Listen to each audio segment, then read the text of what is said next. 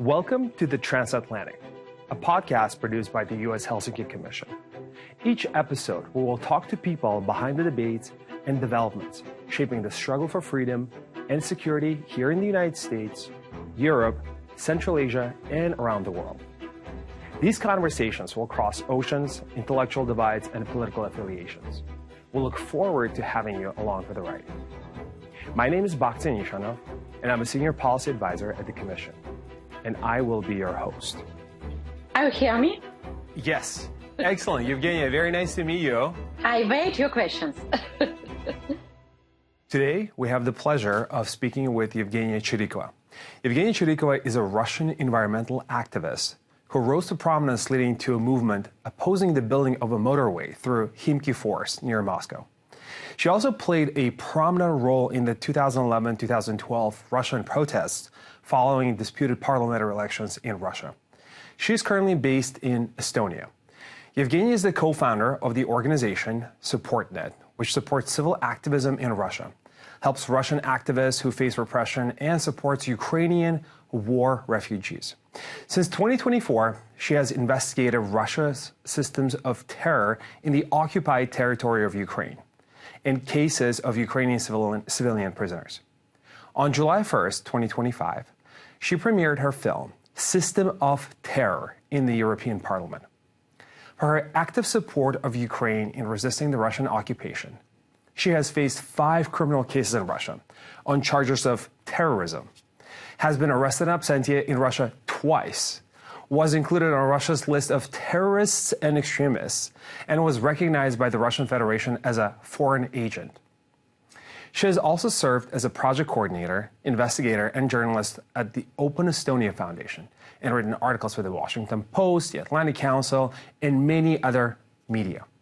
Among other awards, she is a recipient of the James Lawson Award, Goldman Environmental Prize, and the Woman of Courage Award, presented to her by then Vice President of the United States, Joe Biden.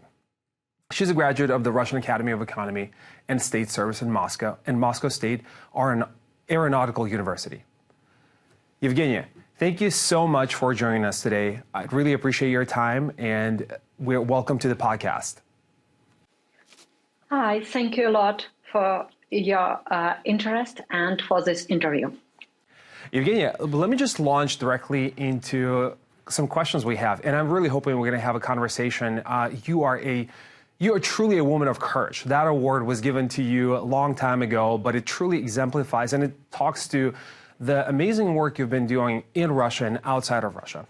But you came to prominence as an environmental activist. How did you get into environmental activism? Because, I mean, looking at your bio, you went to university, you were an engineer, and then this was what launched your career as an activist. And I have to say, as somebody who follows Russian politics and Russian domestic affairs, your launch, your career was it was so rapid. You rose to prominence so quickly. How did it all come to be? Well, it's a very good question, but after aggressive invasion Russia to Ukraine, it was a huge shock for me. And I realized that I cannot continue to be environmentalist because I observed this painful situation when Russian occupants to kill thousands of absolutely ordinary women and children. And for me, it was a huge shock. And I decided to protect these people, Ukrainians, because my motherland to become a monster and kill people.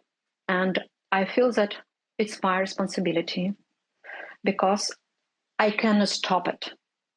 And I decided to protect these people, and I became a human rights defender.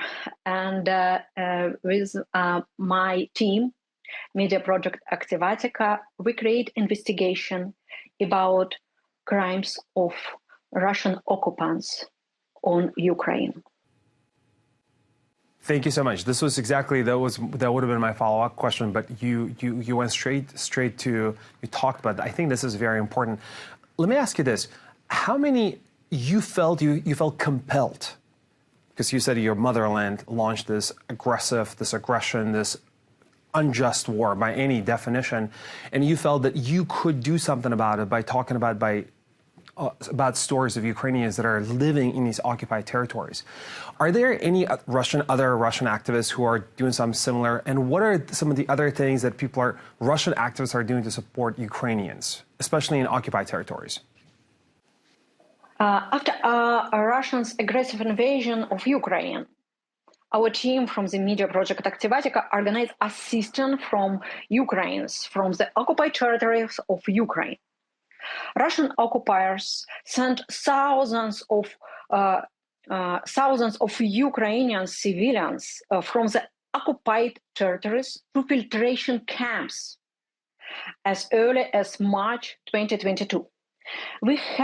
Our team helped Ukrainian refugees who went through these filtration camps to leave for safe European countries and assisted 2,000 Ukrainians. We asked ourselves what happens to those Ukrainians who were not able to pass filtration. And we began an investigation. And well, of course, we have a very big experience with support of civil society within Russia. And of course, we have a lot of lawyers within Russia. And we support Russian political prisoners. And after aggressive invasion Russia to Ukraine, we kindly ask our lawyers within Russia to check situation on Russian concentration camps. And very soon we get information about Ukraine civilian prisoners on Russian concentration camps. And we try to support them. And thanks of efforts of our lawyers from our team, we were able to release 3 Ukrainian civilian prisoners during 3 years. And we try to help for Tatiana Plachkova from Melitopol. And I was sure that we release this woman because it was ordinary woman. She had a small business on Melitopol, small restaurant, and she was kidnapped with her husband by Russian Siloviks, by FSB, and we found her on a Russian concentration camp, and we tried to release her, but it was impossible because after this concentration camp, Tatiana died. And I'm sure that it happens because on Russian concentration camp, Russian Siloviks hit her, and after that, she died. And after this horrible story with Tatiana Plachkova, we decided to organize investigation, and I tried to find other stories of Ukraine civilian prisoners. And on last November, we produced our first film, Prisoners' Fates. And we found a lot of relatives of Ukraine civilian prisoners who try to release their relatives from Russian concentration camps. All these people, I mean Ukraine civilians, were kidnapped by FSB from occupied territories without any reasons. And after that, they sent them to concentration camps on occupied territories and on territory of Russia. And we try to share this information.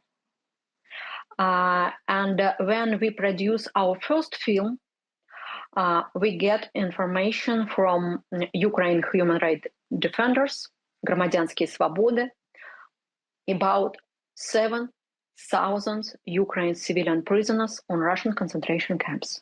It was a huge number of Ukraine civilians on Russian prisons. And for me, it was a shock how it's possible. And after that, we continue our investigation.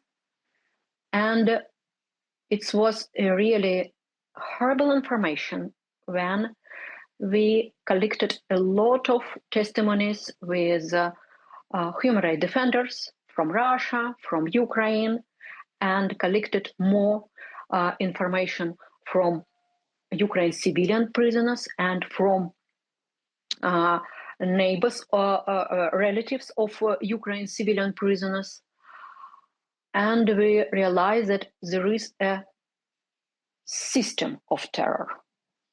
It's decision on how high level of Russian authorities to create a real terror, real system of terror on occupied territories of Ukraine. Yeah. I'm sorry, go ahead. And it was our reason to produce our second film, System of Terror, and the premiere of this film was on European Parliament on 1st July, and it was a really shock information for members of European Parliament, and very soon members of European Parliament to adopt resolution with condemned of terror on occupied territories. It was on 9 July on this year. Evgenia, thank you so much. We will definitely talk about the movie, the both parts of the film, and it's incredibly hard to watch in preparation to this. I watched it. It's incredibly difficult to watch, but it's essential that everyone who cares about Ukraine, even if this is something that you do not professionally, even if this is something you care about as just a human being, that they watched, and they're available both on YouTube and I think on Twitter or X. And other platforms. But we'll talk about it in a second. But I do want to emphasize one thing that you've said. These are civilian prisoners. And this is a system of terror. This is a systematic way of torturing, of beating, of psychologically just separating families and causing harm to civilians. These are not POWs. These are not military folks. These are people who just happen to live in the place that they've lived for. And their families have lived potentially for centuries, and they just happen to be there. And the invading army came, set up a system whereby they're just being, again, they are being put in concentration camps. They're going through filtration camps. They're going through all of this horror that we thought would not exist in 21st century. So I want to emphasize that. But if I may ask you, can you talk a little bit about what these filtration camps are? And also, can you talk about, there's a lot of talk these days about Ukraine conceding and giving away some of its territory to Russia as potential, some sort of negotiation tactic that, what happens to people who are living in these lands right now? What happens to them? If this is a systematic way that Russia is treating these civilians who have done nothing wrong, have done nothing, they just, I think you do in the movie, you talk about some of them were just put in these in concentration camps simply for speaking Ukrainian, for taking a photo or similar things. What happens to these civilians if, as we are talking and this is being discussed, if Ukraine concedes and has to give away parts of its territories to Russia? Thank you. It's really a very important question. And at this moment, for ordinary Ukraine people on occupied territories, really very, very hard time.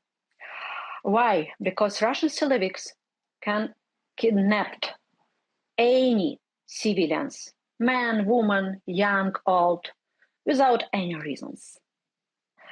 And first moment after aggressive invasion of Russia, FSB had a special list of active Ukrainian people, activists and volunteers. And thanks to this list, FSB kidnapped people from their houses and sent them to concentration camps. It was first way to send ordinary civilians to concentration camp. And a second way, thanks to filtration camps, because we work with relatives of Ukrainian civilian prisoners who went the world to know about the loved ones in Russia concentration camps. We also work with former civilian prisoners who had been in those camps. Often these people write to us themselves because they know about our investigation, and thanks of that, we get a lot of information.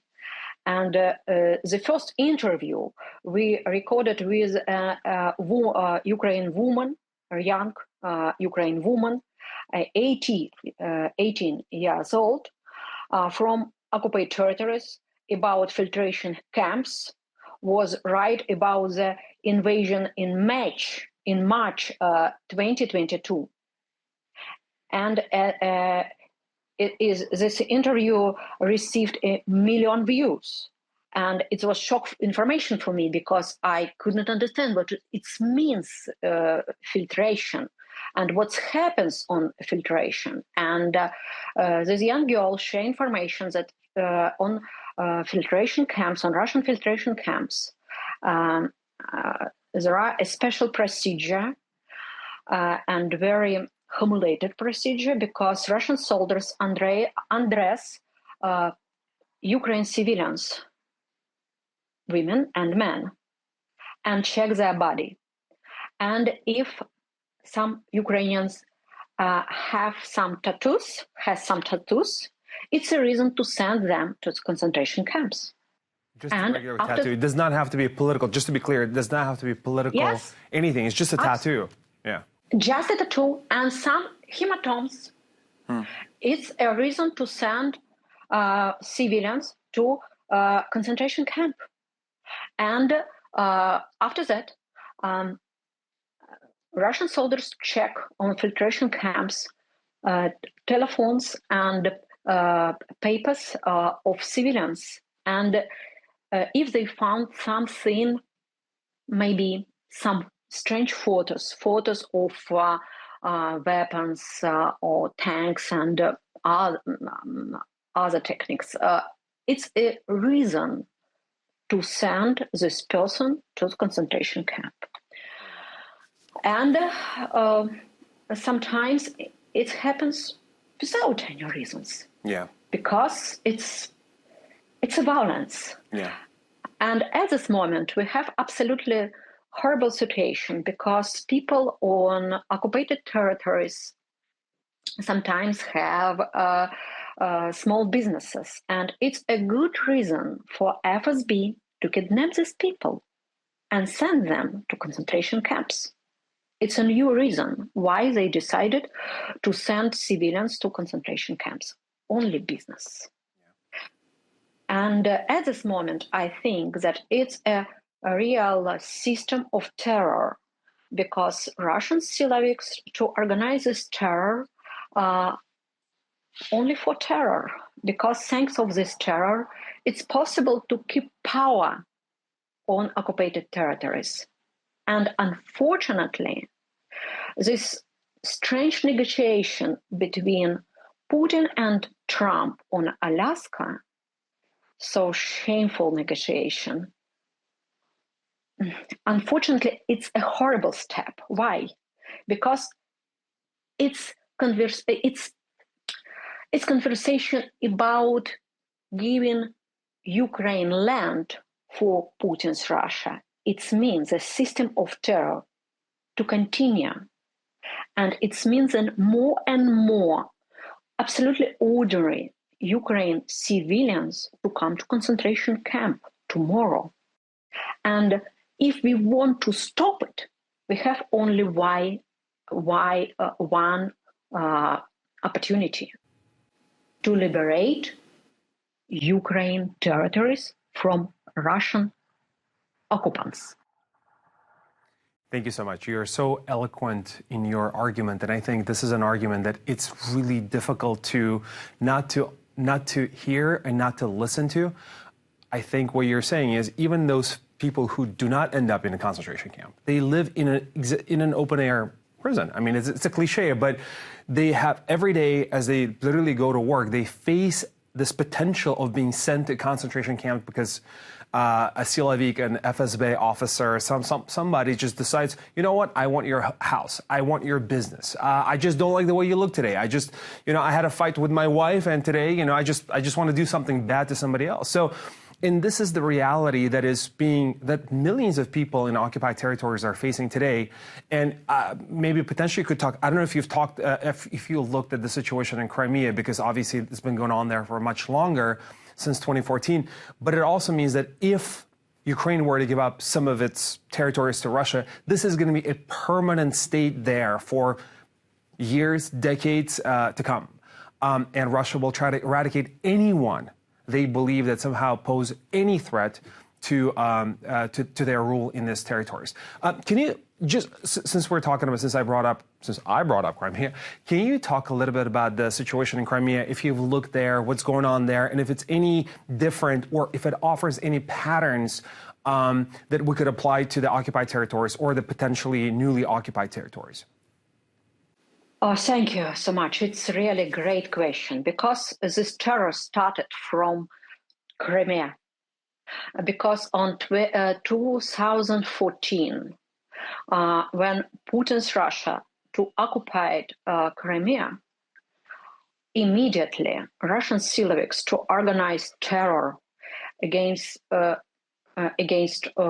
people who live on this territory, against Crimea Tatar. And it was a first attempt of Russian occupants to organize a system of terror. And of course, after that, after aggressive invasion of Russia to other part of Ukraine on 2022, they continue this practice. And I remind you that at this moment on Crimea, Russian occupants to organize very, very horrible concentration camps and send Ukrainian civilians from surround of occupied territories of Ukraine to concentration camps on Crimea. Of course, to other concentration camps on other occupied territories and to concentration camps surround Russia. But at this moment, we have a horrible concentration camps on Crimea. And it's if you observe our film System of Terror, you find testimony of ex-civilian prisoner Alexander Tarasov, and he was tortured. He is journalist and activist, and he organized protest against occupation, and he was kidnapped by FSB, and they immediately sent Alexander to this disgusting prison on Crimea and tortured him. And Alexander shared with us information about this horrible tortures. And it was really very difficult to survive for him. And unfortunately, he listened how other Ukrainian civilian prisoners had a suicide, because it was impossible to survive after this tortures. It's really no, for understanding at this moment we have information about situation on concentration camp on Taganrog. I remind you story of young journalist Victoria Roshina. Young journalist, she came to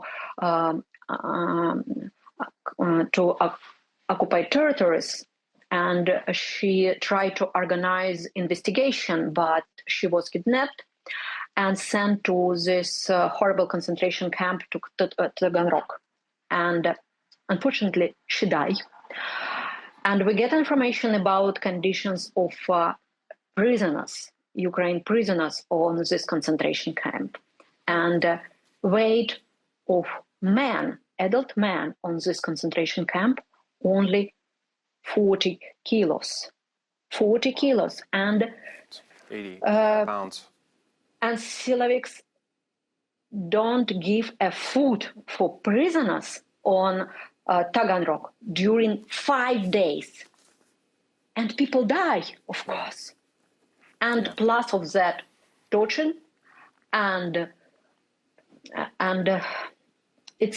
humiliation, and of course it's kill people. And a tragedy that at this moment there is no mechanism for releasing Ukraine civilians from Russian concentration camps. And according information from Ukraine, on July 2025, only 6,099 Ukrainians have been released. And among them, only 300 were civilians. 300. Yeah. In total, according to official Ukrainian data, there are about 15,000 Ukrainian civilians in Russian concentration camps. 15,000. Yeah. It's a huge number of people. Yeah. And of course, I remind you situation with Chechenian war. And unfortunately, Russian Federation to organize the same terror on Chechnya. And Siloviks, FSB to kidnap Chechenians, civilian Chechenians, and torture them. And according investigation of Memorial Oleg Orlov, very famous Russian human rights defender, Oleg Orlov, he shared with us, with my team, information about the system of terror on Chechnya. And according to this information, FSB to kidnap minimum 3,000 Chechenians and torture them and kill them. Mm-hmm. Why? Because it was a big problem, because we didn't have a normal level of sharing information about this crime. Yeah. And nobody to concern about that. And of course, the result was a new war and new system of terror. And it was my reason why I decided to demand from politician leaders of Europe, of America, to stop this terror. Why? Because I really concerned about this 50,000 of Ukrainian civilian prisoners, because I really concerned that Putin regime to kill these people without any reasons, only because they are Ukrainians. Yeah. Yeah. And our commission has, among others, and I want to ask you about this. We've talked about genocide of Ukrainians. I mean, what you're talking about is people being exterminated for simply who they are. They didn't choose to do anything. They didn't do anything. In many cases, like you said, they are just being exterminated. They're being put in these concentration camps, and they're being killed, tortured, mutilated in many other ways for simply being who they are. They cannot help themselves, but, they were born Ukrainian. That's who they are.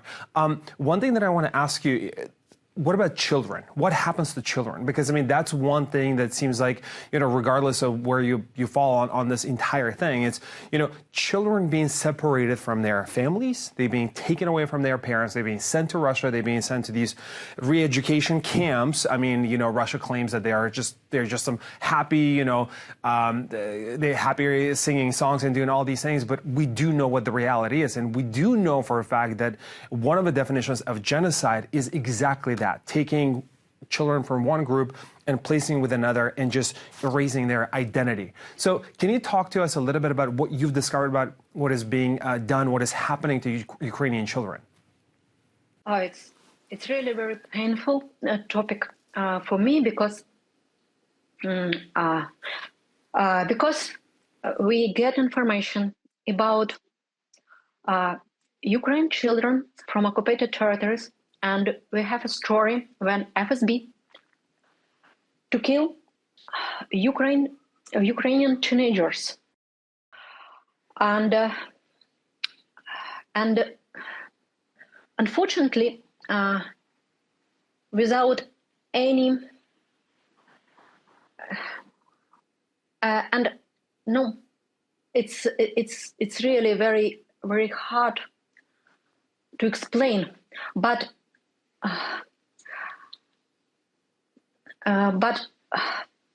parents try to share information about this horrible situation, and nobody to support them. They try to ask support from America, but nobody to help for these young teenagers, and FSB to kill 2 children. Of course, it's a horrible crime, and I hope that people who organize it from FSB to come to prison. I hope, but at this moment, when we disseminate information about Ukraine civilian prisoners, we speak about adult people. But sometimes Russian Siloviks, FSB, to kidnapped teenagers. For example, 17 years old children, 16, 17 years old children, and torture them. Yeah. Torture them and wait when children became adult, 18 years old, and fabricate against them criminal cases. And of course, you mentioned about Ukrainian children, and these children were kidnapped from Ukraine territory, and at this moment we cannot find them on Russian territories. It's a horrible, absolutely horrible problem. But I remind you about terror on occupied territories. And I remind you about teenagers, Ukrainian teenagers, who now located on Russian concentration camp on occupied territories and on territory of Russia. And it's a new level of this system of terror. Yeah. Evgenia, I think this is something to emphasize again and again, and I know I've already said it, but this is a system. This is not some ad hoc, random things that are happening, bad people, a bad apple doing it to some random, on a random day again, they had a bad day. This is a systematic way of treating Ukrainians. And again, these are civilians. These are regular people who just happen to live there, and Russia occupied. Not only they occupy this, but they're systematically, as you say in your films, and I would like to talk a little bit more about the film, the two films. I almost think of it as 2 parts of one film almost, that they're treating them this way to just literally to eradicate them, to get rid of them, to get rid of anyone who just literally does not change their identity and goes into some sort of very visible submission, loyalty test to the occupying forces. Again, we've seen it in the 20th century time and again, and it's happening again in 21st century too, but it's happening again, and it's really, really incomprehensible to me that this is happening, and Russia is doing this, and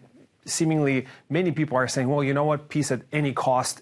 Let's just forget about it. Let's just get to a peace deal, and that's the way to do it. Let me ask you this, and this is a little bit of a broader question.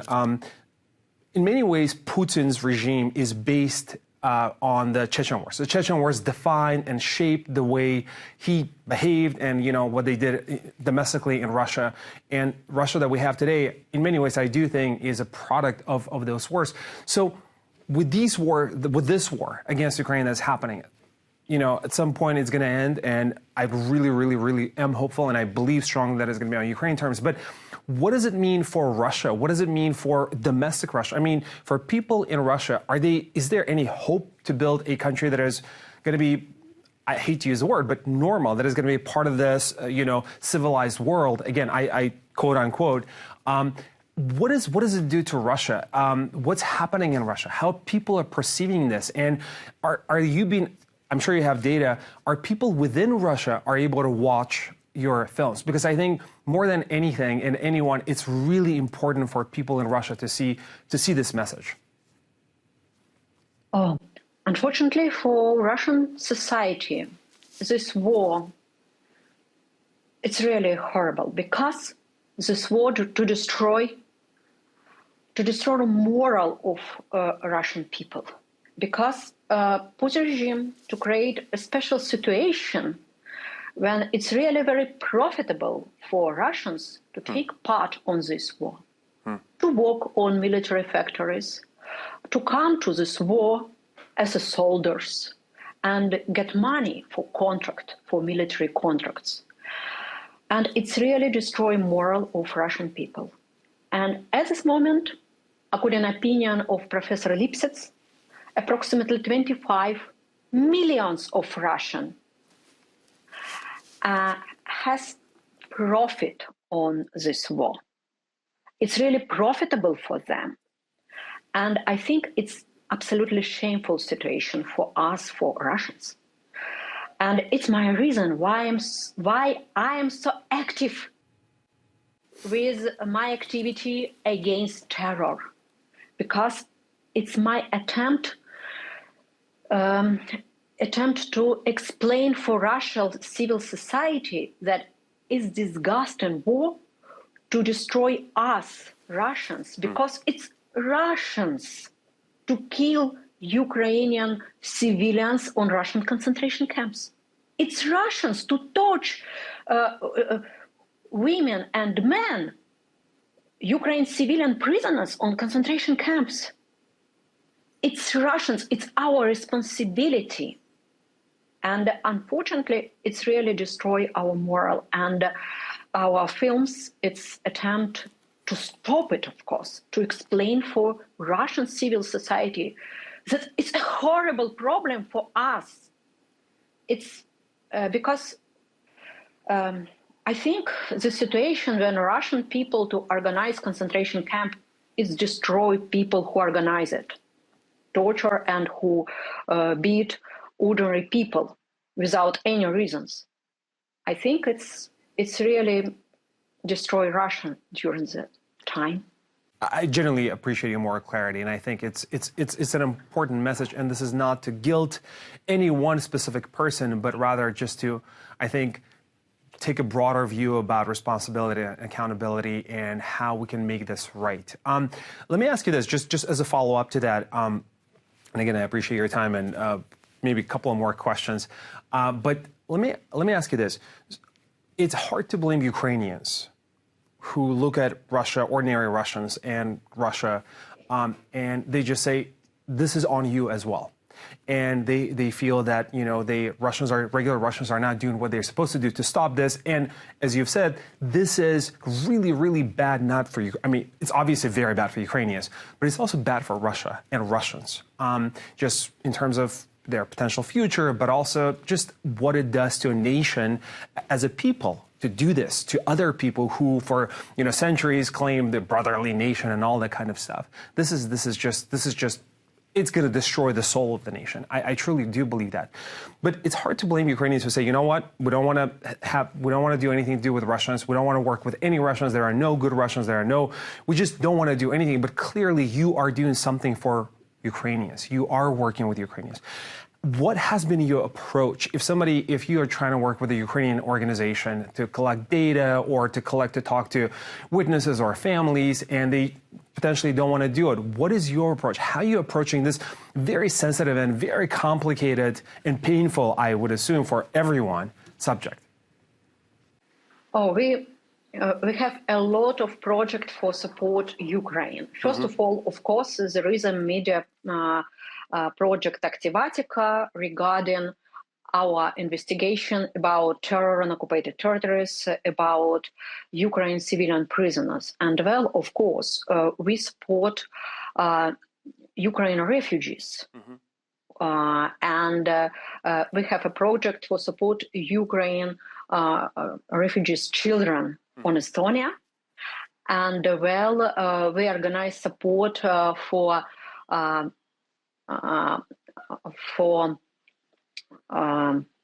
project of Dr. Volna on Ukraine, because it's originally he is from Russia. He is a famous doctor, traumatologist, and we support his project, Safe Limbs for Ukrainians.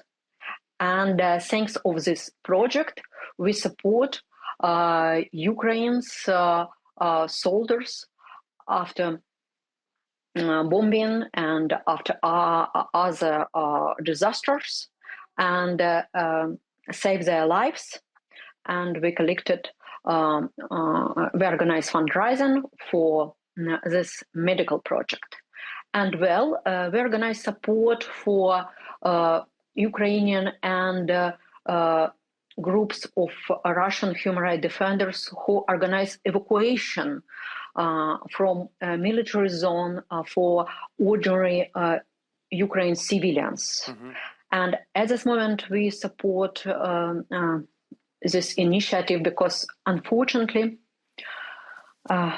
Russian army to continue to send bomb and missiles to Ukraine territory, to civilian objects. Mm-hmm. And it's extremely important to organize evacuation of people.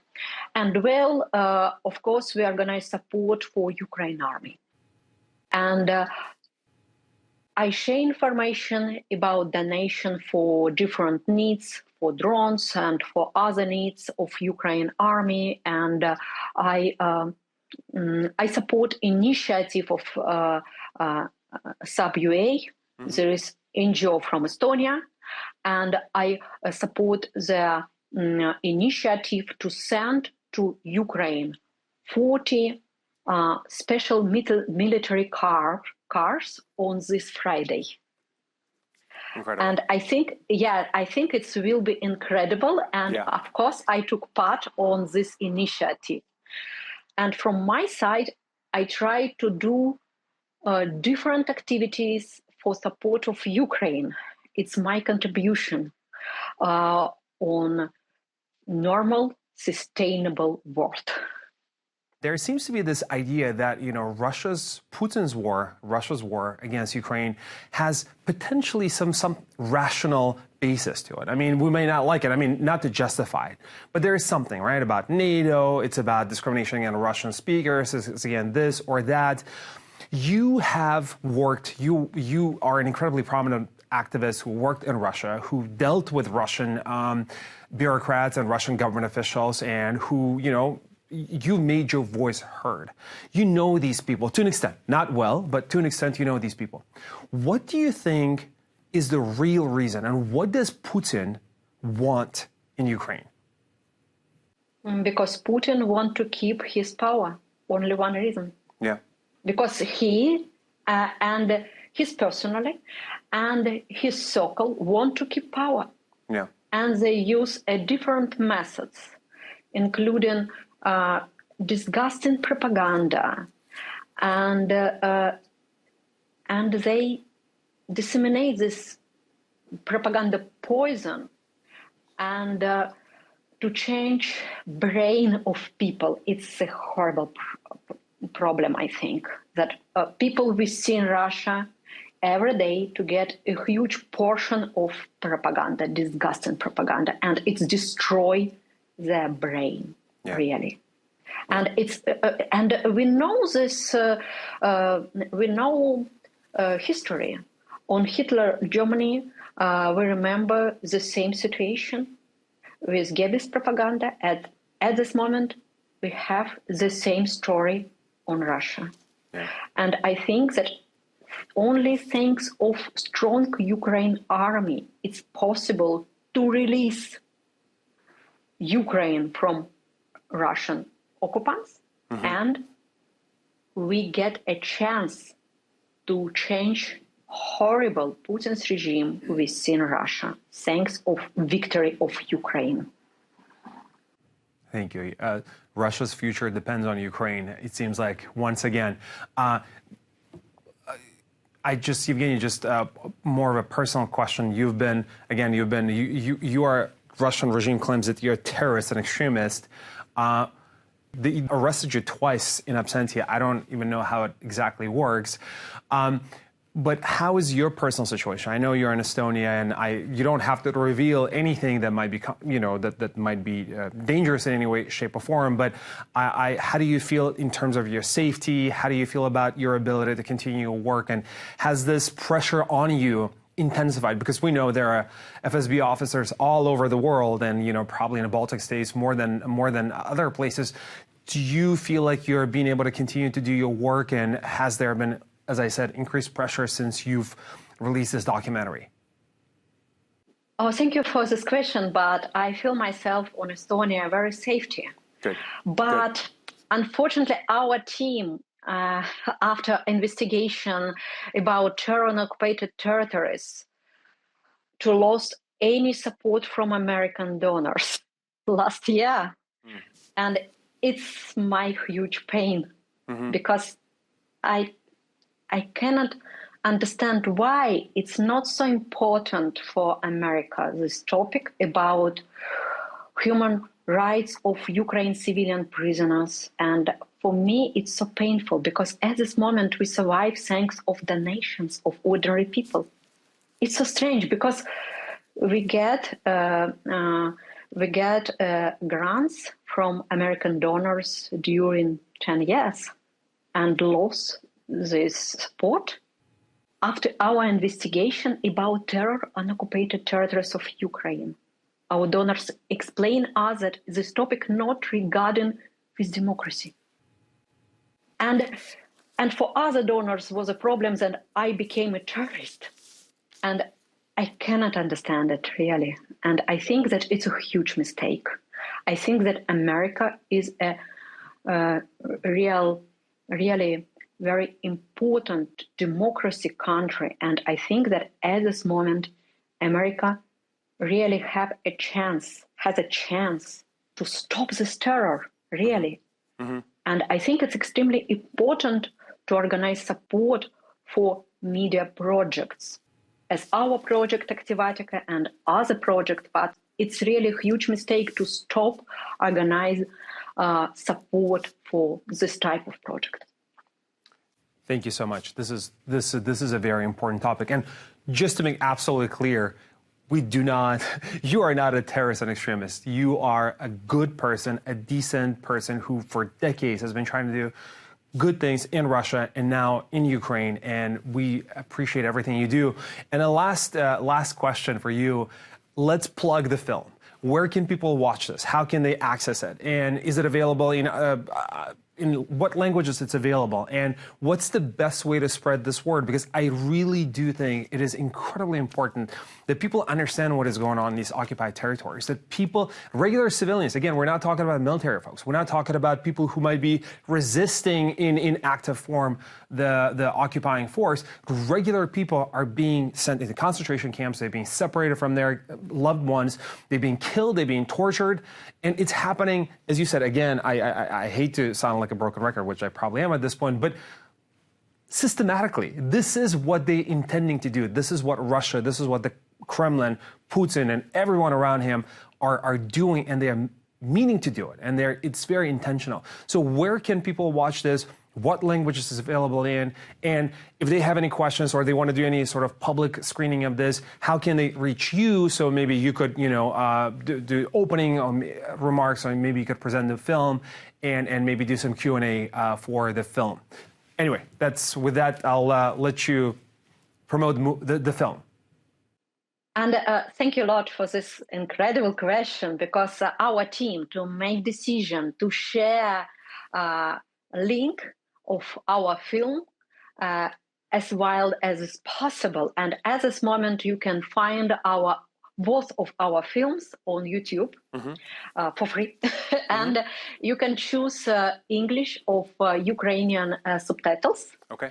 And I will be really very pleasant if you share information, links of our films. Yes. And well. If American civil society to observe these films. And my dream to organize a screening of our film and a public hearing on the USA Congress. We organize the same event on European Parliament, and it was very powerful. And I have a dream. I want to organize the same screening and give a voice for Ukraine civilian prisoners. Yes. We have a contact with them and with relatives of Ukraine civilian prisoners. I think it will be extremely important for American civil society. Evgenia, thank you so much. Again, how can people get in touch with you personally in case they wanted to have you on to speak about the film?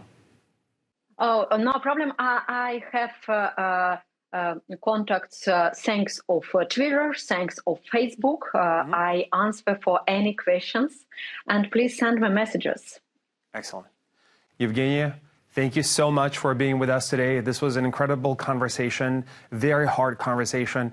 But I do think this is something that we need to keep talking over and over and over again. Like you said, there are channels to exchange POWs, but there are no channels for Ukrainian civilians to be returned back to Ukraine, to be part of their homeland. And I think this is a really important conversation. And thank you so much for doing this. And maybe we could do a follow-up in a little bit, and hopefully we will have potentially some happy stories of people being reunited with their loved ones. Thank you so much, Evgenia.